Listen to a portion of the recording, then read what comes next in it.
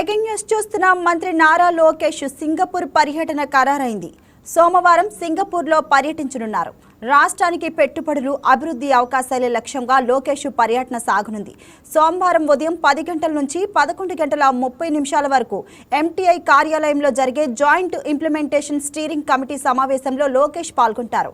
అనంతరం మధ్యాహ్నం సింగపూర్లోని సన్టెక్ సిటీలో వరుస భేటీ అవుతారు. మధ్యాహ్నం 1:30 నుంచి 2:30 వరకు కమోడిటీస్ ఇంటెలిజెన్స్ సెంటర్ సీఈఓ, సిఎఫ్ఓలతో సమావేశమవుతారు. ఆ తర్వాత 2:30 నుంచి 3 గంటల వరకు డీపీ ఆర్కిటెక్ట్స్ సంస్థ ప్రతినిధులతో లోకేష్ భేటీ అవుతారు.